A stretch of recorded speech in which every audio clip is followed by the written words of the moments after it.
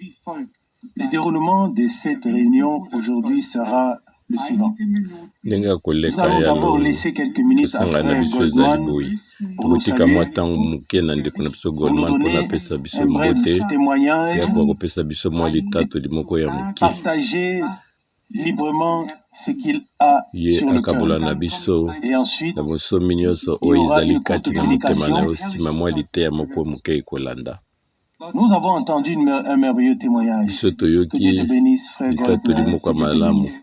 na ndeko na biso Il a Goldman traversé mpe toutes nzambe ces apambola 4 ye crises. apambola ye mpe aleki Il était mwa officier dans makambo ya l'armée en makasi particulier ye sur le azalaki plateau du Golan oyo où sont mokonzi restés monene la na plupart des babundu chars kuna un détruits. officier mpe Il azalaki était epai neni bashar ebele là, il était toujours babundeli là. oyo babomaki Et babuka voyez-vous, babebisaki Dieu yango l'a gardé et pour ye cela azalaki nous mpe sommes kaka wana reconnaissants. mpe nzambe Que Dieu puisse abateli le ye na bénir ntinda ainsi ete que toute sa aza maison kati na biso nde toali et le kozongisa garder. matondi epai na nzambe nzambe apambola ye na libota ne mobimba Qu'à ce qu'il soit totalement consacré au tina dessein ntango de Dieu oyo ye jusqu'à ce akomipesa mobimba na qu'Israël ye soit de na nouveau rétabli oyo à ezali sa mosala na place dans le nzambe plan du salut tina ntango ete et que tout israele parvienne à akozonga son na esika accomplissement na et que le ye Seigneur puisse na établir nzela son royaume en tant que lobiko roi. nzambe asalaki mpe Lorsque ntina nous ntango pensons nkolo au akoya retour d'Israël dans son pays, nous disons ce kokunza n'est na pas se un oyo hasard, ce n'est lokola pas une simple mokonzi oppression, ntango ni tokosolola simplement ete un résultat des israele difficultés, akozonga même na si mabele na celle-ci ye existe. liba C'est yango ezali l'accomplissement kaka de la eloko ya prophétie biblique,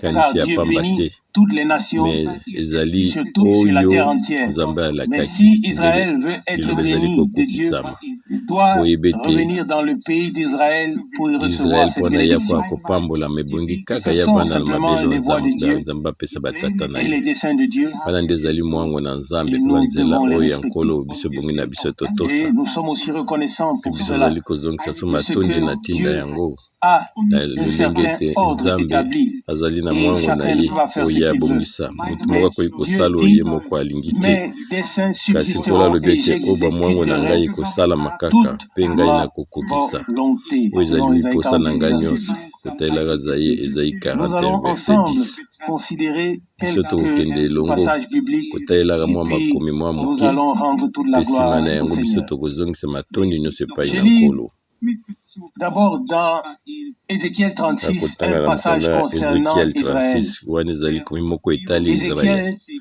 36, verset ezekiel 34. 36 na verset 34 Je vous retirerai d'entre les nations, ngai je nakolobimisa vous bino kati na mabota rassemblerai nyonso de tous les mpe ngai pays nakosangisa bino kouta na et mabota nyonso je vous ramènerai dans votre pays. mpe ngai nakozongisa bino na Nous mabele pourrions lire ya batata na de bino très nombreux tokoki kotanga makomi passages mwa ebele concernant cette réalité, oyo etali makambo oyo notamment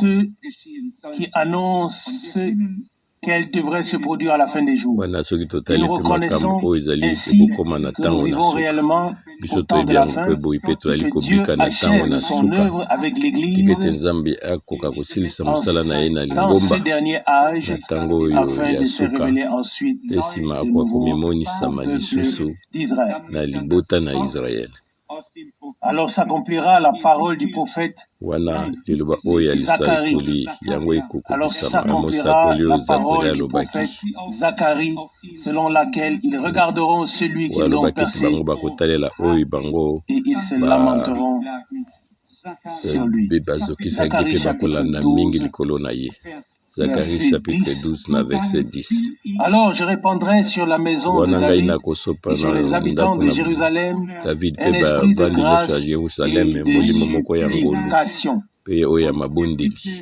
Et ils tourneront les regards mpe vers bango moi, bakotalela miso na bango epai na ngai selon le texte original. kotalelaka oyo Et ezali ils likomi oyo ya tourneront les libandeli regards vers bilobi moi, ete bango bakotalela elongi celui na bango qu'ils epai na ont ngai percé. baoyo bango Ils batiubaki pleureront sur lui comme on pleure bakolela sur un likolo na ye fils lokola unique. bazali Ils kolela mwana pleureront moko ya liboso ya amèrement kufi sur lui comme bakolela on mingi pleure sur lokolo un bazali premier-né. kolela mwana oyo ya liboso Il ne akufi s'agit pas seulement de ezali dire kaka te qu'ils koloba regarderont ete quelqu'un bango bakotalela kaka qui motu aurait été moko percé, mais il songolo s'agit oyo de batiaki mbeli savoir qui est kasi bonge celui na biso qui a boko été akoyeba percé. moto yango azalaki nani oyo Il s'agit de batubaki mbele reconnaître que le Seigneur lui-même est devenu homme, ebongi te boyeba ete qu'il nkolo ye nous a moko réconciliés avec akomaki lui-même, motu mpe qu'il azongisi a payé boyokani lui-même na ye le na ye prix moko de mpe ye notre moko rédemption. afutaki oyo Je ezali voudrais maintenant lire de Genèse chapitre, lia lisiko na biso Genèse chapitre 15. Ce kotalaka sont des Genèse passages bien chapitre connus, 15 wana ezali makomi mais oyo toyebi yango qu'ils mingi servent néanmoins kasi oyo ezali à kosalisa approfondir biso notre foi et à mpona ete l'affermir. tokoka kokolisa Nous avons kondima na biso mpe kolendisa chanté yango tout à l'heure dans le biso troisième toyebi cantique. kala mingi te J'élève les yeux vers na le ciel,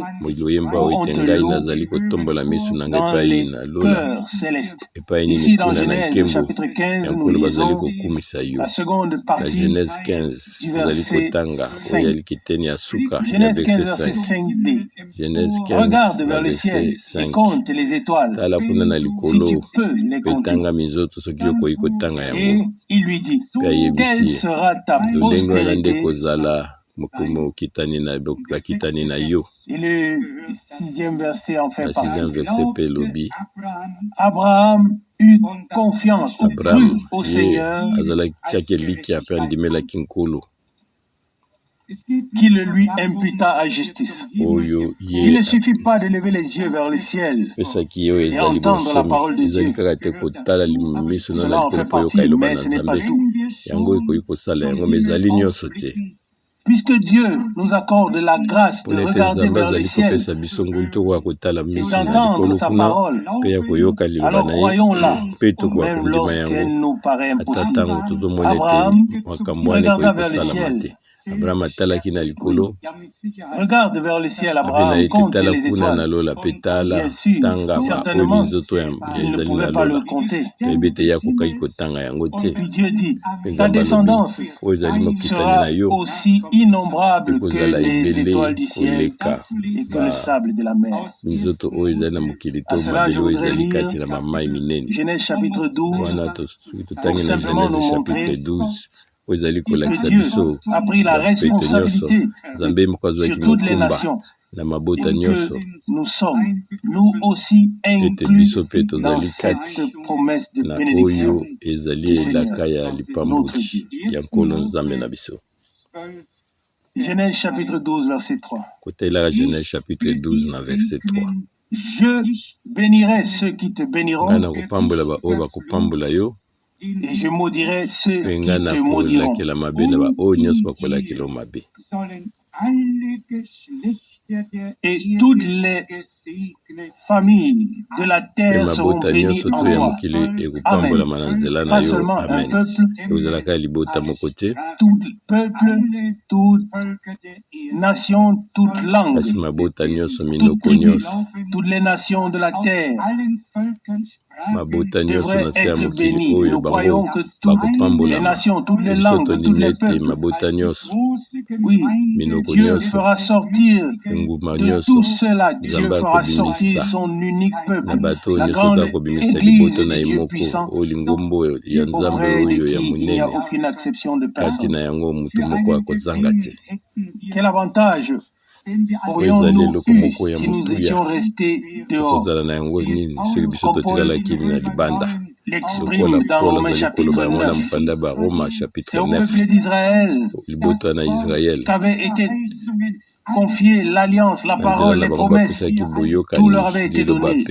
Et oyo ezali nous tous, nous bilaka étions nyonso à l'extérieur. epesambelaki bango me biso Mais nyonso toyaki na nous voyons libanda ensuite que kasi Dieu tozali komona na étend nsima sa grâce nzambe au-delà na de ngolu toutes na les ye frontières. azali komema Il la ngo ti répand koleka na dans le monde entier afin mokili que, mobimba comme azali l'a kosopa ngo annoncé na le mokili prophète mobimba Ésaïe, lokola toutes mosakoli les Ezayi alobi extrémités de la ete terre wana bangomba nyonso tuti na verront suka le mokili salut bango de Dieu. bakomona Isaïe lobiko 52, na verset nzambe 10. Ezayi Ainsi, 52 na le verset Seigneur 10 na lolenge wana a nkolo donc commencé abandaki avec Israël d'abord na Israel afin que la bénédiction puisse mpe na suka atteindre toutes les lipamboli nations. ekokomaka na Et à la fin, bangomba cette nyonso bénédiction mpe reviendra de nsima manière lipamboli surabondante ekozonga susu sur na Israël. koleka na bana na Je lis Israel maintenant dans Galates chapitre bali 3, kotanga sasa epi na Galate chapitre 3 na Galate chapitre 3 versets 8 et 9. verset 8 na 9 Galates 3, Galate versets 3 8 et verset 9. 8 na 9 Aussi, Galates chapitre 3, versets 8 et 9. Galate 3, Aussi, 8 à 9. l'Écriture, Na lolenge prévoyant wana que likomi Dieu elobaki ete justifierait. nzambe moko akosembola Qu'est-ce qu'était l'Écriture? C'était la likombo parole ezobaki que nous nini venons de lire, ezalaki liloba qui a biso été touti documentée kotanga dans les Saintes oyo Écritures. Que ecwamaki Dieu katikati na a makomi dit na à bule Abraham. nzambe Je ayebisaki reprends la na lecture. abraham wana nazali Aussi, kozongela l'Écriture kotanga prévoyant mpe likomi ezalaki que Dieu justifierait les kobongisa païens deja ete nzambe akosikola oyo ezali par la bapagano foi, na nzela ya a kondima d'avance annoncé cette bonne na nouvelle liboso à ya asi alobisa Abraham. bango sango malamu oyo na abraham Toutes les nations mabota seront nyonso bénies en ekopambolama na toi. nzela na yo Alléluia. Amen. Alléluia. Amen. Amen. Amen. Amen. Puis le verset 9. Mpe nsima verset De 9 sorte que ceux qui na lolenge croient ete oyo sont bakondima bénis bango avec Abraham, bakopambolama na abraham le croyant. oyo azali mondimi C'est la foi ezali nde kondima qui est la chose oyo principale. ezali eloko na Si motuya un juif ne Ezali croit nde pas la promesse qui lui a été donnée, elaka oyo azali kondima cette te promesse oyo juifu azali ne kondima peut te pas elaka oyo bapesi s'accomplir ye dans sa vie. ebaki yango Dieu ekokosamela ne te peut na agir que bomoi là où nzambe azali ce kosala kaka qu'il a esika promis oyo ye est alaki cru, yango bandimi yango que ce soit par un peuple entier ezala ata na ou libota par un mobimba ata na individu. motu C'est moko ye pourquoi il moko est écrit, na ntina nango Abraham ekomami ete crut Dieu abraham andimelaki et cela lui nzambe fut mpe imputé yango à epesamelaki ye justice. na oyo ezali boyengemeli Il ne s'agit pas non plus yango des ezali nations te dans ke leur oyo ezali ensemble. kaka mabota On ne na peut pas lisanga dire na bango que nyonso telle nation ou telle bakoloba autre te ete nation lingomba boye est to une lingomba nation boye chrétienne. ezali lingomba oyo bazali Oui, basantu de nom, te c'est peut-être le cas. oyo Mais biso tokoki koloba si ntango l'on ndenge wana regarde kasi les ntango tozali faits, on kotanga constate que dans les pays dits chrétiens, oyebi ete na je ne bamboka voudrais pas babengi exagérer, dans les églises bachrétien nationales, na bangomba les nyonso églises oyo ezali populaires, kati na mangomba oyo eyebani parmi mingi ceux qui ne sont chrétiens kati na bango oyo bazali basantu que par leur certificat de kaka na baptême. nzela kaka oyo bapesi mwa Environ mokanda moke ya libatisi 95% ebe selon ete leur bato nom ebele ata 75% n'ont aucune révélation oyebi ete bango bazali ata na emoniseli moko vivante te avec Dieu. oyo Ils ezali n'ont jamais kosangisa fait bango une basala véritable bomoi na nzambe expérience bango du basali na salut. libiki moko Ils te vivent na nzambe passent à côté de bango Dieu bazali koleka sous le mosika couvert na du nzambe christianisme, wana mais non sous bazingi l'abri bango du Très-Haut, kolobala bango te ni sous l'ombre du bazali Tout-Puissant. Sinon bandimi Dieu serait kasi devenu bango leur consolateur et babombami leur refuge. na nzambe oyo Essayez oyo ya donc de likolo parler de te Christ à vos bango bazali kosolola na concitoyens kristo qui en lokola apparence sont moto chrétiens. oyo na Où lolenge cela ya vous kotala mène-t-il? okomona ete On a azali moto parfois asambela l'impression kasi de ozali parler kotala des ete choses bango qui bazali ne koloba signifient oyo absolument bango rien bazali pour eux. kososola yango te Ils ezali n'ont kosala aucun eloko lien moko kati na personnel bango te avec la chose. bazali vraimen na Voyez-vous, boyokani Dieu moko te na choisit, likambo ya solo Dieu appelle, nzambe nde aponaka nzambe nde oui, de abengaka toutes les nations, koutaka de na toutes les mabota langues, de nyonso tous les peuples, na afin minoko de nyonso na composer mabota un nyonso bouquet, pona ete ya son kokisa église. oyo Et ezali il y lingomba aura na ye des blancs, des noirs, des ebe jaunes, ete des kozala bruns, mindele comme bazali nous l'avons lu. baoyo oyo Toutes les bachinois nations nyonso seront tu bénies mabota en nyonso toi. tu bakopambolama kati na ye amen Et encore, mpe ceux lisusu qui croient oyo nyonso bazali sont kondima bénis bango avec Abraham le bapambolami na croyant. Non abrahamu pas ceux qui azali viennent de la mondimi Suisse, ezali to non pas ceux bauti qui na viennent mboka ya d'ici ou de swisi là, to ebi mais na mboka ceux oyo to ebisika nini kasi qui baoyo sont de la foi. bazali Peu kaka na importe kati na kondima leur ata origine. lolenga nini ata Ceux outa qui wapi reçoivent yeba ete baoyo la foi bazali par koyamba l'inspiration de la parole kondima inspirée na kopema qu'il makanda eloba oyo leur oyo est proclamée. epemelami yango Ceux oyo qui etetolami deviennent bango croyants, baoyo bazali ceux-là kondima ezali nde bango reçoivent la bénédiction bango nde avec bazali Abraham kozwa le croyant. lipamboli na abraham mondimi Dans Galates chapitre 3, je soki voudrais poursuivre la togalati lecture au chapitre verset 3 21 na verset et 21 na verset kokoba kotanga 22. mpe tokende Galates ti na verset chapitre 3, 28 verset Galates 21 chapitre à 22. 3 na verset 21 à 22 La loi était donc contre les promesses de Dieu. mobeko ezali likabo na bilaka na nzambe ezali mosika na yango était donné une loi soki qui epesamelaki put bango procurer la vie, oyo mobeko la ekokaki justice kopesa viendrait réellement bomoi wana de la loi. lisiko elingaki kowuta na oyo ezali mobeko Mais kasi l'écriture a likomi tout. Oui, vous voyez, vous comprenez de quoi il s'agit. likomi Il s'agit de la nouvelle vie divine. La loi ne fait que condamner l'homme séparé de Dieu et tomber dans le péché afin qu'il prie vers Dieu pour être sauvé, et qu'il fasse l'expérience de la grâce de Dieu, qu'il devienne croyant et soit ainsi sauvé. La loi ne peut que dire tu n'as pas le droit de faire ceci, tu n'as pas le droit de faire cela. Et voilà que ceux qui ne devaient pas en transgresser et ceux qui devaient en transgresser. Personne n'était capable d'observer parfaitement toute la loi. Il fallait donc que quelqu'un vienne, quelqu'un qui est capable d'accomplir toute la loi, de porter lui-même le châtiment que la loi exigeait légitimement pour nos transgressions, pour que nous puissions être déclarés purs. Voilà le glorieux message de salut de notre bien-aimé Seigneur. Et nous lisons au verset 22, Galates 3. Chapitre 3, verset 22. Mais l'Écriture a tout renfermé sous le péché, afin que ce qui avait été promis fût donné par la foi en Jésus-Christ à ceux qui croient. Ici, la foi est directement liée à une personne. Il ne s'agit pas d'une foi vague qui flotterait quelque part dans notre imagination. Il s'agit de la foi dans le Dieu Tout-Puissant qui s'est personnellement révélé à nous en Jésus-Christ. Emmanuel. Combien de fois n'ai-je pas dit celui voyait Abraham, celui qui voyait Moïse, celui qui voyait n'importe quel autre prophète voyait le prophète. La question est donc, qui voyait-on réellement? Qui a vu Dieu manifesté en Jésus? Révélé dans la chair, uniquement ceux auxquels il s'est révélé. Les autres disaient, nous le connaissons, nous connaissons sa mère, ses frères, ses sœurs, ils habitent tous parmi nous. Qu'est-ce qui est écrit dans le prophète Michée? Ces origines remontent au temps ancien, au jour de l'éternité. Michée chapitre 5, verset 2.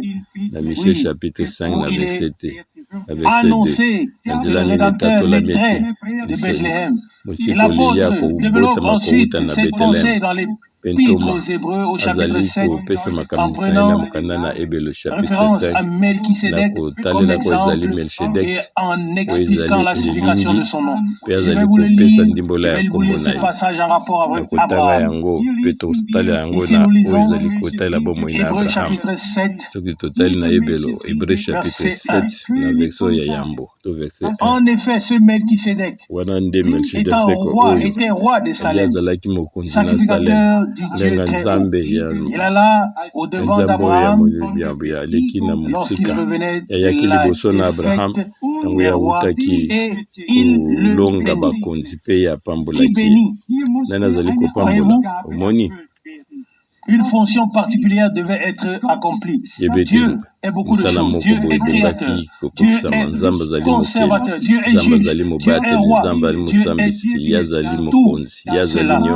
Mais ici, il s'agissait de célébrer le repas.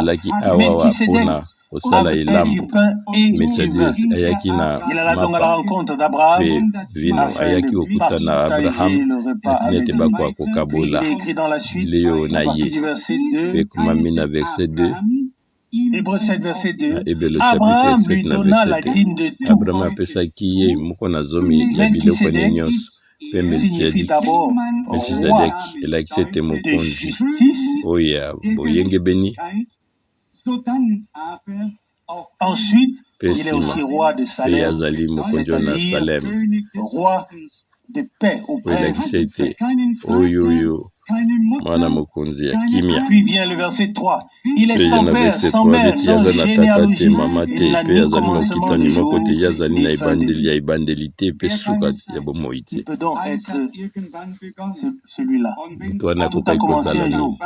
Mais si Nani c'était nyonso au ebandaki na commencement de mokolo la moko création, ezalaki na si tout a ebandeli eu un commencement, ya cette ekelamu nyonso création emonaki ya n'existait ebandeli pas. wana Et puis, elle a ekelamu existé. ezalaki nanu Mais te ici, nsima il est ezalaki parlé de na quelqu'un qui komona. n'a ni Kasi commencement ni fin. bazosolola na motu moko azali na Il ebandeli te ne pe peut suka moko être te. qu'alpha et oméga, Ekoki kaka le kozala premier kaka et le oyo dernier, tobengi oyo celui ezali alpha qui pe est, omega ebandeli celui pe qui, suka. celui en qui tout Ye na existe. kati na nzela na ye nyonso tu ezali kobika. Je voudrais lire Nali maintenant kotanga le psaume 3, le na passage mokanda bien ya connu, psaume 3 en mwa rapport likolo avec moko la ekomami naissance du Rédempteur, wana kotalelaka qui oyo devait ezali devenir kobotama fils ya afin que nous mosikoli puissions nous oyo aussi ebongaki ete devenir akoma fils mwana mpona ete et biso de mpe Dieu. tokóma bana Seulement le mibali mpe verset bana 7 basi na et nzambe. 8. Kotalelaka Psaume verset 2, 7 verset 8. Verset Psaume 7 et 8. 2 verset 7 à 8 Verset 7. Je na verset publierai 7 les nga décrets. Le nakotatola Seigneur m'a dit, oyo ezali tu mobeko es nkolo mon alobi na fils, ngai yo ozali je mwana t'ai na ngai engendré ngai naboti yo aujourd'hui. Demande-moi et je te naboti yo donnerai lelo les nations pesa pour ngai mpe héritage, nakopesa yo mabota les lokola extrémités de la kokitana terre mpe oyo pour tisuka na mokili possession. mpona oyo ezali mokitani na yo.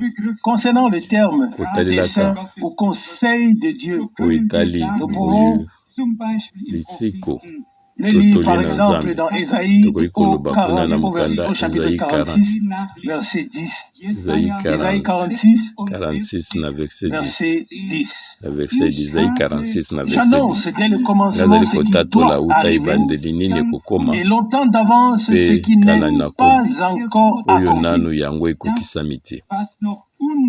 Je dis, Ngai nalobi mes arrêts subsisteront omibeko na ngai yango et ekowumela j'accomplirai mpe ngai toute nakokokisa ma volonté. oyo ezali posa na ngai nyonso. Dieu a tout disposé ainsi. Nzambe abongisi na makambo nyonso na Il lolenge a wana arrêté son dessein yasi abongisa mwango et na les ye nations elles-mêmes sont Pe incluses mabota dans ce dessein. kati nango mpe koti katikati na Je mwango oyo voudrais le lire nangi dans kotanga Ésaïe yango 65 na mokanda ya au Esaïe verset 65 na 1 verset jusqu'à 1 3, Ésaïe Na- 65, Esaïe 65 verset 1 na à wana 3. na verset ya yambo 1 ti ya J'ai misato 3 répondu à ceux ngai nalobaki qui nazongisaki ne eyano demandaient eyano rien. na baoyo bazali Je kosenga me ngai suis te eloko laissé moko te trouver ngai par natika ceux ete qui ne me nakoka cherchaient mimonisama pas. na bato oyo bazalaki kutu koluka ngai Voyez-vous te de omoni quoi yango il s'agit? ayo ezali ntina likambo nini Il y a eu des hommes ezalaki na qui bato n'avaient aucune relation avec Dieu, bazalaki na boyokani qui moko ne te le na nzambe cherchaient pas. mpe bazali koluka ye te Et c'est pourquoi ils ne pouvaient pas le trouver. na ntina yango bango bakokaki Ils komona ye n'étaient te pas attirés par lui. bango babengamaki na ye Permettez-moi te de compléter cela Tikanga na directement kwako avec la parole bato d'Osée que vous baleleloko connaissez oyo tous. Osée chapitre 1.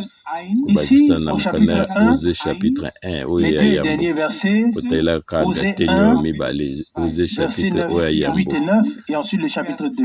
tokotanga mpe 8 na 9 pe Osée 1, chapitre verset 2 8. Romains 1 Osée 1 Elle na verset 8 elle sevra l'eau Rouchama, ye puis bakobenge elle na nkombo ya conçut Rushama et enfanta un fils. oyo Et le yazemisaki Seigneur Rushama dit, mpe abotaki donne-lui mwana mpe le mokolo nom alobi ete de l'eau pesa ye amie, nkombo na lo ami car mpona ete vous n'êtes pas mon yo ozali peuple libota na ngai te et je ne suis pas votre Dieu. mpe ngai nazali nzambe na yo te.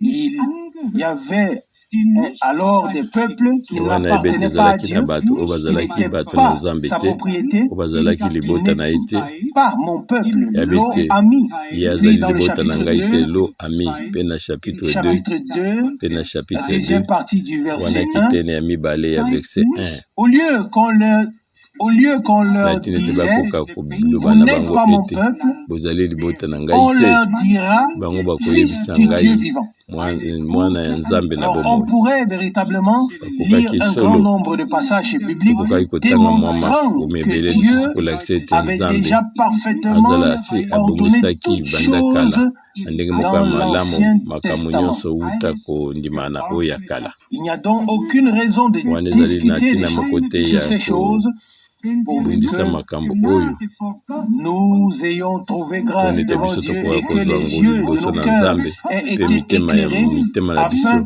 de miso ya mitema na biso ekoka desseins kozwa pole mpona ete biso tokoka komona mwango Et oyo ya malheureusement, Nzambe kasi davantage de personnes na mawa veulent tokoza komona ete obscurcir bato les desseins ebele de oyo Dieu. bango bazali kotia Il y a molili plus de na oyo personnes ezali qui mwango veulent le na faire Nzambe que les bato ebele personnes qui le bazali mettent en kosala yango lumière. to kotala bato Une bazali parole très kotia yango na sévère fut pole adressée à Job. liba moko Dans Job oyo ezali 38, malamu epesameli ici biso je na lis mokanda dans ya Job Job 38, 38 na verset Job 1 38 na verse oyo et ya 2, yambo mpe ya mibale Job 38 verset 1 et 2 1 et 2, Job 38. wana Job Le 38 Seigneur nkolo répondit à Job du azongiseli ye milieu yano de la tempête. azongisi ye yano na Job wana katikati na mopepe makasi Est celui nani qui oyo azali obscurcit kotia molili mes desseins oyo na par kati ya des mwango na discours ngai sans wana intelligence. kolobaka makambo ezangi ntina Saint terrain, comme un vaillant homme, je tikete t'interrogerai yo et tu telema me lokola moto répondras. makasi mpe ngai na kotuna yo mpe Il yo existe ces ezongisela ngai hommes na ya qui ezali na donnent bato l'impression oyo bazali kokanisa d'épuiser dans une science inépuisable, bazokanisa ete comme bazali s'ils na pouvaient mayele même moko koleka instruire le très na haut. lolenge ete bango bakoki meme Mais ici, koteya oyo c'est azali le Seigneur oyo nzambe lui-même likolo qui adresse ce kasi awa reproche nkolo ye moko azali kopamela depuis la tempête. uta Job mopepe était pourtant makasi un homme de Dieu, Job un homme azalaki de moto na Dieu Nzambe éprouvé. moto oyo nzambe C'est asie ya lui-même qui moko pouvait dire, je sais que mon ameki Rédempteur est mpe ye vivant, Jean moko 19, alobaki verset ete 25. nayebi ete Mais malgré kotalelaka Job cela, 19 tout 25 à la sens mosiko dessus, nanga azali na dessous. bomoi kasi nyonso Les wana ezali épreuves kolakisa pesaient ete lourdement sur lui. Alors le makambo Seigneur ekokende na lui ndenge moko ya parle du bien sein te de la mpe tempête nzambe et lui demande mabako ekomelaki ye qui est ekomekama celui ekomelaki ye mingi qui mpe nzambe obscurcit alobi na les ye kowuta desseins na de mopepe Dieu. makasi nani azali Non kotiaka pas mobindo na ses oyo propres ezali projets, mwango na non, nzambe mais les desseins de Dieu. Bien aimé, nous devons ezali kaka comprendre makanisi na ye moko te kasi que makanisi na ceux nzambe qui mwango na appartiennent à nzambe Dieu toyebi sont ete eux-mêmes baoyo intégrés dans le dessein de bazali salut ya de nzambe Dieu. bango moko Nous ne bakotisami parlons pas katikati simplement na d'une mwango na chose. nzambe Nous oyo faisons bakaka na partie ntina de likambo te cette chose. Nous kasi sommes biso une ozali partie oyo ezali de cette kiteni ya chose de likambo Dieu wana que Dieu toaliki accomplit oyo en ces jours et bazali qu'il amène kokokisa oyo makambo à oyo son nzambe azali kosala achèvement. na ntango oyo mpe Ainsi, tolobi qui amen est celui na qui komema makambo na ye obscurcit na les suka desseins de Dieu na azali kotia par des mbindo na discours sans makanisi na intelligence? nzambe na oyo Et ezali puis Dieu poursuit. makambo oyo na Saint terrain, kolobaloba oyo comme un ezali vaillant ezangi na homme. ntina te Oui, na ntina qui te pourrait yabi ete enseigner kanga ou instruire Dieu. bibundeli Et na yo lokola le moto Seigneur mpe donna encore à Job nani akoki une kopesa véritable toli na leçon nzambe mpe en nkolo ye moko poursuivant apesaki oyo ezali au verset eteya 31, moko na Job chapitre na verset Job 31 38, verset totali 31. Job 38 Job na 38, verset verset 31 31. Job 38 na verset Noues-tu 31 les liens des Pléiades ou détaches-tu yo ozali koyeba les cordages osangana de na l'Orient? ndenge nabongisi kuna na Fais-tu mapata paraître yo en oyebi leur temps les oyo signes du ezali zodiaque kobima to yo nde ozali kobimisa bilembo ya bazodiake et conduis-tu mpe yo okoki komema nyonso la grande ours ozali komema avec ses petits? oyo ezali Connais-tu ours na bana na ye les lois yo du ciel oyebi oyo ezali mibeko na lola ou règles-tu to yo moko son pouvoir ozali sur la kobongisa terre? yango ndenge nini yango ekoki kozwa Ici, le bokonzi nango na Seigneur se oyo reprend sérieusement awa Job. nzambe azali kopamela yobu Vous vous souvenez des trois prétendus amis omoni ya so tokanisi qui ne faisaient que lui adresser des bakamarade na ye reproches oyo misato bazali après kaka reproches. koya kotyoka Et kotyola Job ye était déjà mpe nsima ya kotyola dans ye une profonde détresse. yeba ete Et job plus azalaki il vraimen lui na parlait, mpasi koleka plus sa wana souffrance ntango bango augmentait. bazalaki kolobela ye baza Il avait koyesa besoin so d'une mpasi na ye réponse, makasi kasi non pas ebongaki ete d'une reproche apesa supplémentaire. bango Lorsqu'une personne est dans la azali na détresse, posa na kimia on ne kasi tete l'accable pas oyo ya davantage. lisusu te On la konyokola ye secoue, moto on azali na s'abaisse mpasi auprès de cette personne, bokomikitisa liboso na on moto prie mpona kosunga ensemble ye vers mpe Dieu bokobelela afin que le nzambe Seigneur puisse na tina ete intervenir. nkolo akoka kokota Nous na voyons mosala ici mpe tomoni awa que Dieu parle de sa toute-puissance. nzambe azali kosolo na oyo ezali nguya na ye Noues-tu monene les liens mpe azali des koloba Pléiades? ete yo oyebi epai Détaches-tu nini les ngai cordages de nabongisi l'Orient? Fais-tu kuna mpe paraître makambo na les signes bamibeko du na zodiaque? likolo yo oyebi ndenge nini nasali Oui, oyo cela est baminzoto aussi babengi écrit dans la Bible. bazodiake L'avez-vous mpe yango remarqué? ekomami mpe na biblia omoni yango Oui, cela est oui aussi écrit yango mpe dans la ekomami na Bible. biblia fais-tu paraître en leur temps les signes du zodiaque, les conduites la grande ours et ses petits. Puis vient la question essentielle. Job avait toujours une réponse à donner à tout ce qu'on lui adressait. Mais ici, Dieu lui demande, connais-tu les lois du ciel? Ça, c'est une bonne question. Les interprètes de la Bible, il n'en manque pas, il y en a assez. Il y a beaucoup d'interprètes, mais peu qui vivent réellement ce qui est écrit. Il existe des interprètes qui expliquent les signes, les astrologies, les météorologies. Il y en a aussi une grande quantité d'interprètes de la Bible, mais rares sont ceux qui ont été appelés et éclairés par Dieu pour reconnaître réellement ce dont il est question, ce que Dieu a annoncé par la bouche des prophètes et révélé dans l'Ancien comme dans le Nouveau Testament à ceux qui peuvent le croire. Et Paul écrit que l'évangile de Jésus-Christ est une folie pour les Juifs, pour les Grecs. Pour les Grecs, ils demandent des miracles. Ils voulaient des signes, des prodiges. Ont pourtant eu lieu, mais cela n'a pas suffi. Connaissons-nous les lois qui régissent les cieux? Avons-nous compris que Dieu nous a laissé un véritable manuel, les instructions précises, les descriptions complètes de la manière dont toute chose doit s'accomplir? Notre Dieu est un Dieu fidèle. Job était bien celui qui obscurcissait les desseins du salut de Dieu par des paroles sans intelligence. Celui qui désire voir le dessein de salut de Dieu éclairé, que celui-là s'abstienne de ses propres paroles, de ses propres commentaires, et qu'il se laisse conduire par l'Esprit de Dieu d'une parole à une autre, d'un passage à un autre, de l'Ancien au Nouveau Testament, puis du Nouveau Testament à l'Ancien Testament. Et alors, se formera devant nous un tableau complet de tout le dessein de salut de notre Dieu, tel qu'il nous a été annoncé. Dans le livre des Actes des Apôtres, au chapitre 20, on l'exprime encore une fois. Actes 20, verset 25. Voilà, Acte chapitre 20, verset 25. Acte 20, verset 25. Et maintenant, voici, je sais que vous ne verrez plus mon visage, vous tous, au milieu desquels j'ai passé en prêchant le royaume de Dieu. C'est pourquoi je vous déclare aujourd'hui que je suis de vous tous. Car, verset 27, je vous ai annoncé tout le conseil de Dieu sans rien cacher. Ainsi, en quoi consistait cette certitude? En quoi reposait cette bonne assurance? Avec quoi voulait-il se présenter devant Dieu? Il avait annoncé tout le conseil de Dieu, donnant ainsi à ceux qui l'écoutaient et à ceux qui le liraient la possibilité d'avoir part à ce que Dieu accomplit ici sur la terre.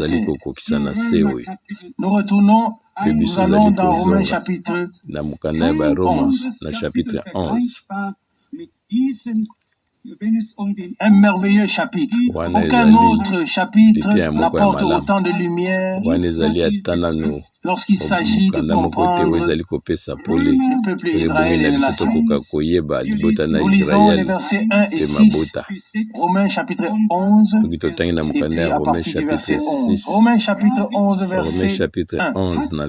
Je demande donc, Dieu a-t-il rejeté son peuple? Loin de là. Car moi aussi, je suis Israël, de la postérité d'Abraham, de la tribu de Benjamin.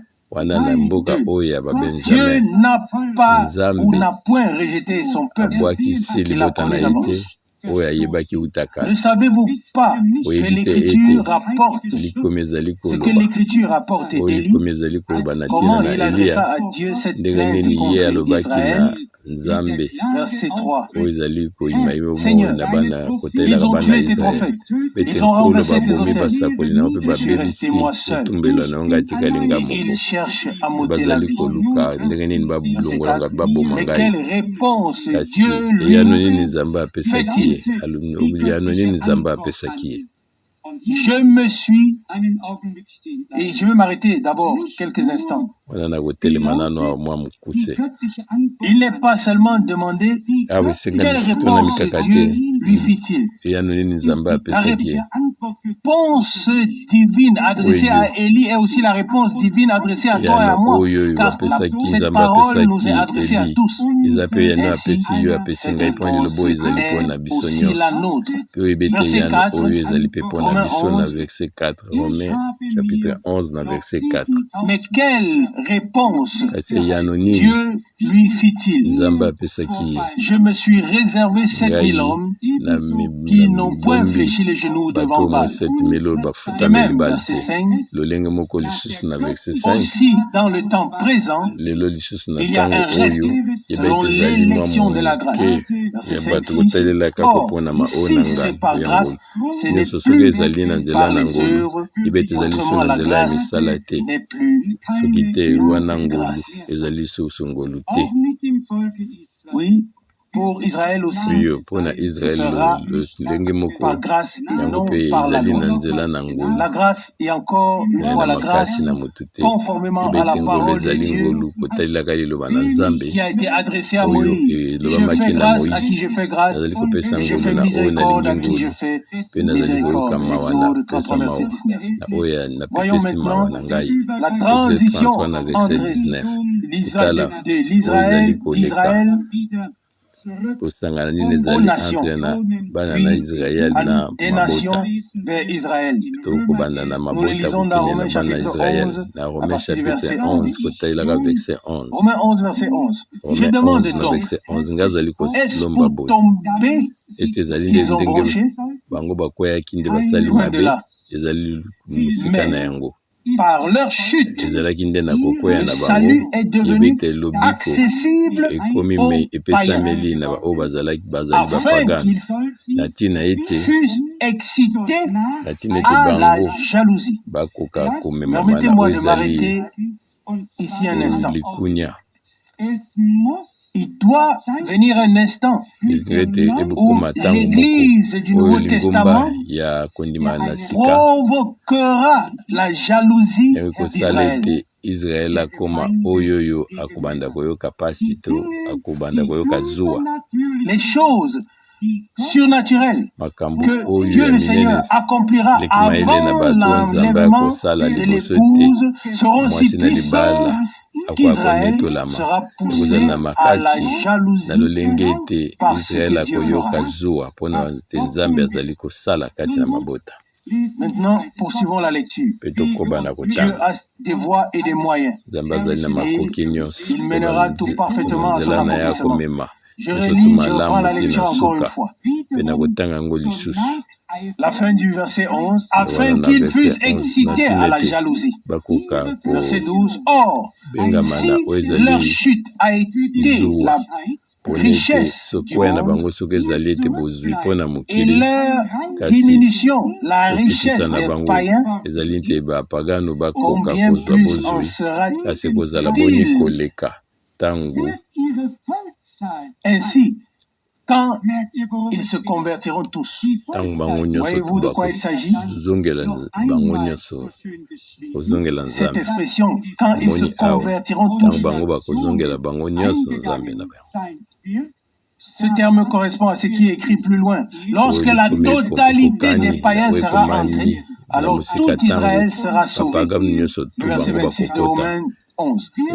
Relisons encore le verset 12. Combien plus sera-t-il ainsi quand ils se convertiront tous?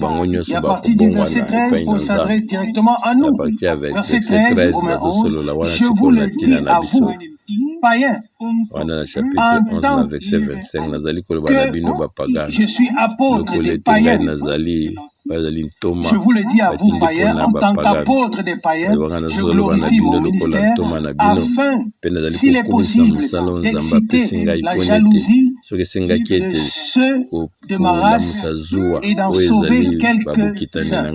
Car si leur rejet a été la réconciliation du monde, que sera leur réintégration sinon la vie? Dans quel monde? À quelle parole de l'Ancien Testament pensez-vous maintenant? Pardon? À quelle parole pensez-vous? Je relis le verset 15, Romains 11, verset 15, la deuxième partie. 11 verset 15 na liteni ya suka. Si leur rejet a été la réconciliation du monde, que sera leur réintégration sinon la vie, sinon une vie d'entraînement. Qui connaît la parole d'Osée chapitre 5, les derniers versets, et ensuite Osée 6, les premiers versets. Ici, voici ce qui est écrit dans la parole prophétique. Osée chapitre 5, verset 15 et 16. Osée 5, verset 15, je m'en irai. Je retournerai dans ma demeure jusqu'à ce qu'ils s'avouent coupables et cherchent ma face. Quand ils seront dans la détresse, ils auront recours à moi. Et puis vient le verset 1, chapitre 6. Venez, retournons au Seigneur, car il a déchiré, mais il nous guérira. Il a frappé, mais il bandera nos plaies. Verset 2. Il nous rendra la vie dans 2 jours. Le troisième jour, il nous relèvera et nous vivrons devant lui. N'est-ce pas une parole merveilleuse? C'est Dieu qui l'a prononcé par la bouche du prophète de l'Ancien Testament. Je vous le dis tel que c'est. Dieu est un Dieu omniscient. De toute éternité, il pourrait fixer et déterminer tout ce qui arriverait. Il pourrait faire écrire d'avance tout le développement de l'histoire parce que c'est lui qui est le maître souverain, le penseur de tout ce déroulement. Amen. Croyons-nous tous à cela? Bien sûr, Dieu ne commence pas à planifier aujourd'hui son plan est un plan éternel. Oui, cette pensée est merveilleuse. Il nous rendra la vie dans 2 jours. Le troisième jour, il nous relèvera. Et nous vivrons devant lui. Pour Dieu, un jour est comme 1000 ans. C'est comme ça que c'est écrit dans le psaume, dans 2 Pierre chapitre 3, verset 8. 2000 ans se sont écoulés. Au troisième jour, Dieu interviendra. Il est vie dans les morts. Je voudrais encore le souligner, mon bien-aimé, les juifs reviennent de la Russie, d'Éthiopie, du monde entier parce que Dieu les attire. Pourquoi ne sont-ils pas revenus il y a 500 ans? Pourquoi pas plus tôt? Parce que maintenant, c'est le temps. Ils reviennent maintenant parce que Dieu va se révéler à eux là-bas. C'est ce qui est annoncé par exemple dans Zacharie 4. Nous ne pouvons pas tout toucher aujourd'hui. Ainsi Dieu rétablira son peuple Israël à la place qui lui revient. L'Église, tout comme Israël, une seule et la même racine. Et je vais vous le lire maintenant ici dans Romains chapitre 11. Je lis par rapport à ce que nous avons lu dans Osée, Je vais relire le verset 15 de Romains 11 avant de poursuivre. Car si leur rejet a été la réconciliation du monde, Romains 11, verset dire ici que la réconciliation a été accomplie à la croix de Golgotha. Mais dans un premier temps, le Seigneur avait dit: allez plutôt vers les brebis perdues de la maison d'Israël. Matthieu 10, verset 6. Et n'allez pas vers les païens. Puis est venu le moment où une période s'est achevée et l'autre a commencé. Au chapitre 13, lorsqu'il déclare: je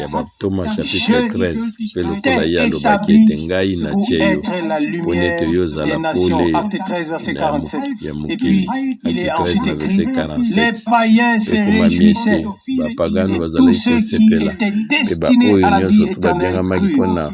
Acte 13, verset 47 à 48. Acte 13, 47 la réconciliation de Dieu, que Dieu a accompli à la croix de Golgotha pour toute l'humanité, a suivi son cours dans le plan du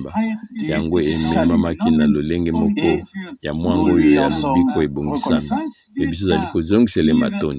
Continuons dans le Romains 11, verset 15. Que sera leur intégration sinon une vie d'entre les morts? Et je poursuis la lecture, verset 16, Romains 11. Or, si les prémices sont saintes, la masse l'est aussi. Et si la racine est sainte, les branches le sont aussi. Verset 17. Mais si quelques-unes des branches ont été retranchées, et si toi, sache que ce n'est pas toi qui portes la racine, mais c'est la racine qui te porte. On ne peut pas épuiser la richesse de cette parole. Qui est cette racine? Lisez dans Apocalypse chapitre 5. Le rejeton de la postérité de David. Il sortira un rejeton, ou plutôt, pour employer un terme plus actuel, un rameau. Dans le prophète Isaïe, où cela est clairement il est tous les deux. Il est à la fois la racine et le rejeton de David. Tout est fondé sur lui. Tout est réuni en lui. Juifs et païens. Tous ceux qui font partie du programme de Dieu reposent sur le même fondement de la révélation divine et sont nourris par une même et seule racine. En effet, la sève monte de la racine jusqu'à atteindre les branches. Jamais dans un arbre, sur un arbre, la sève ne descend des branches vers la racine. Elle vient toujours de la racine et communique la vie à tout l'arbre et ensuite le fruit que l'on y trouve. Ainsi, Dieu a commencé avec Israël. Concernant Jésus, qu'avait-il été promis à la tribu de Juda? Et toi, Bethléem, Ephrata, de toi sortira pour moi celui qui dominera sur Israël. Michée 5, verset 2. Et encore, il attache sa vigne, son âne, et au milieu de et au meilleur cep le petit de son ânesse. Tout est déjà écrit dans l'Ancien Testament. C'est pourquoi nous remercions le Seigneur de ce que nous aussi, nous sommes portés et nourris.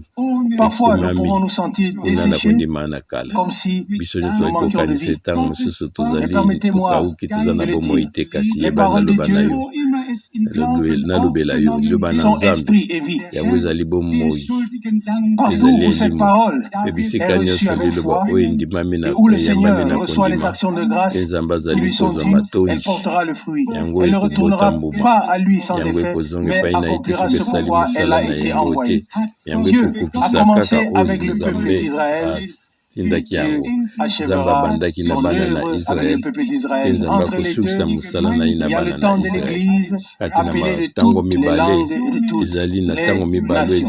Et Pour ntango cela, na lingomba oyo babengi bango j'ai lu kouta na mabota nyonso seulement mpe na Romains ntina chapitre yango 11, je kotanga pourrais na lire mokanda Acte na 15 et Romains plusieurs autres chapitre 11 passages. to Mais acte 15 Romains chapitre to 11, makomi mosusu verset kami 25. tozoki tozongi na Romains chapitre 11 na Romains verset 11, verset 25 25. Car mpona ete je ne veux pas, frère, que vous nalingi te ke ignorez ce bandeko mystère, bokoka afin kobosana que vous mabombani ne oyo vous regardiez na point ntina ete comme bino sages. bokoka komitala te ete bozali C'est mayele qu'une partie ebe ete d'Israël oyo ezali kaka est mokiteni tombée moko ya dans Israele yango l'endurcissement ekweyi na motema ekenzi jusqu'à ce que tina la ntango ete totalité bango des nyonso païens tu ya bapagano soit entrée. bango bakoka Alléluia. kokota Amen. alleluya amen Non pas pour toujours, ezali te mpona mais libela na libela jusqu'au moment me où tina la ntango oyo totalité des oyo païens sera entrée. bapagano nyonso Verset tu oyo 26. baponami Et bango ainsi, bakokota mpe na tout ntina na yango Israël sera Israele sauvé nyonso tu ekobikisama selon ce qui kokokana na est oyo oyo écrit. ekomami Le libérateur oyo azali viendra de mosikoli Sion akouta na et kuna na Siona détournera mpe de Jacob ye akolongola miso na impiétés. Jacob na oyo nyonso ezali mbeba nyonso Et ce sera mon alliance wana nde avec kozala eux koyokani na ngai lorsque na bango j'ôterai ntango leur ngai péché. nakolongola Nous masumu na pourrions bango continuer à lire mpe wana tokoki encore kokoba et kotanga encore et nous tokotanga approfondir lisusu dans mpe ces kokota choses. na mozindo na makambo Résumons. tokende so na mokusi Dieu a un plan nzambe azali na pour mwangu son na ye peuple, mpo na libota na ye pour le peuple d'Israël, mpo na libota na Israele dans son ensemble. na kati Mais au mobimba na sein ye kasi de cette nation, na kati ya il y a mboka d'abord oyo une partie élue, yebe ete ezali tout na comme dans mwa ndambo oyo bato baponi l'Église, il y lokola a ete des appelés katikati et na des élus. lingomba ezali na baoyo babengami mpe Les uns baponami auront bamisusu part à la première résurrection, bakozala na les autres kosangana na à la lisekwa seconde oyo ya résurrection. liboso misusu Tout na a été lisekwa oyo ya ordonné par mibale Dieu nyonso nzambe asi avec abongisa beauté et yango clarté. na ndenge moko ya malamu mpe na Et pole nous nyonso voyons mpe aujourd'hui biso ces ezali choses komona lelo s'accomplir makambo yango devant nos ezali yeux. kokokisama Dieu liboso na ramène miso son na biso peuple nzambe azali kozongisa comme il libota avait na déjà ye annoncé par lokola ye Moïse atatolaki yango na dans nzela ya moshe Deutéronome, na mokanda ya lorsqu'il avait Deutéronome déclaré ntango ye qu'Israël alobaki ete serait dispersé parmi Israele les ete nations, akopanza puis de bango na nouveau rassemblé. mokili mobimba mpe nsima na kosangisa bango Nous vivons biso ozali à kobika l'époque, na dans ntango cette oyo époque dont notre Seigneur a parlé et a nzambe dit, na biso asololaki mpe alobaki ete je vous le dis en vérité, nazali cette koloba na bino génération ya solo ne passera point okitani que oyo yango tout cela ekoleka te n'arrive. nyonso tu Matthieu wana ekokokisama 24, 34. otayelaka Matthieu 24 Le ciel et na la verset terre 34 passeront, lola mais pese mes paroles ekoleka ne kasi passeront maloba na point. ngai Verset ekolekaka 35. te na Nous verset sommes 35 la génération biso qui a le ozali privilège kokitani d'assister à oyo tozali l'accomplissement de komona toutes ces choses. makambo oyo Alors nyonso comme tu nous nous réjouissons de masakoli voir azali Dieu kokokisama rassembler le biso peuple ozali d'Israël, kosepela ndenge nzambe comme azali nous nous réjouissons de kosangisa voir bana le na Seigneur Israele lokola ete bâtir nkolo son mpe église. azali Il kotonga appelle lingomba na ye les hommes et les femmes azali à kobenga sortir de toute mibali église, mpe de toute basi église babima na libre, de toute mangomba confession nyonso et dénomination. babiyangani nyonso Il appelle babima na des bibongiseli hommes nyonso azali à qui kobenga il veut bato se révéler, na baoyo nini ye alingi révéler sa parole komimonisa et ses mpe promesses afungola liloba nde mpe makambo na babilaka na ye bato oyo na nzela na à yango qui? na nzela na bango Oui, des personnes qui prennent au sérieux son bazali alliance, qui kozwa reçoivent vraimen na le pardon des bosembo péchés liloba na et ye une vie nouvelle bazali devant kozwa Dieu bolimbisi et ya qui deviennent ainsi masumu na une bango mpe partie de bakozwa l'histoire du bomoi salut que Dieu accomplit en ya notre seko temps mpe afin bakoti de na kati ya participer likambo nzambe azali à kosala son na ntango plein na bango accomplissement. mpona ete Nous nous bango réjouissons bakoka également de voir le komemisama peuple d'Israël bakobongwana retourner dans nyonso son pays. biso tozali Il kosepela n'existe komona aucun Israele azali peuple auquel kozonga na nous mabele soyons na ye aussi profondément yeba ete liés ezali na motu qu'avec le moko peuple te d'Israël. oyo biso Il n'y a tosangani na bango pas un koleka seul enfant libota de na Dieu qui Israele soit autant ezali identifié à mwana son moko peuple, te à son propre pays ya nzambe akoki et à son kosangana na propre mboka na gouvernement ye to qu'il ne na l'est mboka na ye avec le peuple d'Israël. Pour tout lolenge ete véritable ye enfant akoki de Dieu, kozala na Israël occupe kosangana la première vraimen na place. bana na Israele Ce na n'est bana na qu'ensuite nzambe vient, nyonso oui, esika na peut-être bango la ezali nation à laquelle balinga on bana na appartient, Israele ou si cela a bakangami changé, na oyo mabota oyo ya biso tobotami qu'on te a choisi. to biso C'est toponi pourquoi te nous bénissons de tout cœur ntina yango Israël, biso au pambolaka nom na du Seigneur motema na notre Dieu. biso Israele na kombo na Nous kolo na désirons biso également mpe biso recevoir ozali en ces kolinga jours ete na ntango na biso toute la oyo bénédiction du Dieu mapamboli Tout-Puissant, nyonso ya nzambe na bomoi afin na que ntina s'accomplisse ete lilobo ce ekoka que nous avons kokokisama lu, oyo biso que la totangi totalité des ete païens baoyo nyonso puisse tu entrer. bazali bapagano nzambe ayebaki bango À bakota la fin, na tout suka devra être accompli. nyonso ekokokisama Alors le Seigneur viendra de Sion. mpe nkolo akowuta Ah, na Siona. combien Amen. de passages Wana makomi de boni so l'Ancien koleka comme du Nouveau oyo ya Testament pourrais-je kondima to encore kosangana lire? na sika Je ne boyokani na sika na peux dire qu'une seule kolekotanga chose. nayi koloba kaka Loué eloko moko oyo na soit mokuse le Seigneur, nkolo le akomisama Dieu Tout-Puissant, nzambe oyo qui na nous a nguya révélé nyonso sa volonté oyo et son afungoli biso conseil, liloba na ye mpe qui nous a toli na ye accordé mpe ye une vue apesi biso d'ensemble et obomoyi une véritable intelligence na nyonso de son mpe plan. mayele mpona Et nous ne tokoka songeons koyeba pas mwango na ye à commenter biso tokokoba ces te choses kotiaka avec nos propres makanisi na biso paroles, na makambo na commenter ce que maloba Dieu oyo a dit et tokobakisaka promis. maloba na biso Mais na oyo nzambe alobaki to nous prenons alakaki écriture kasi biso tozali sur kozwa écriture likomi et likolo na nous laissons likomi Dieu parler mpe encore et tozali toujours kotika nzambe afin koloba qu'il mpe nous koloba enseigne lisusu et que nous mpona ete soyons ya instruits kolakisa biso par mpe biso lui-même tokoka au moyen kolakisama na de sa nzela na ye parole moko et outaka na de liloba son na esprit. ye mpe na molimo na ye Alors personne ne moto sera moko plus te balloté akozala oyo azali ni koningana-ningana emporté à tout oyo vent de amemami na doctrine. mipepe ya ndenge Nous na serons ndenge solidement mpe établis. mateya ya bato Et ndenge na voici ndenge biso totongami nous le vraimen na ressentons. makasi mpe biso La tozali racine koyeba nous yango porte.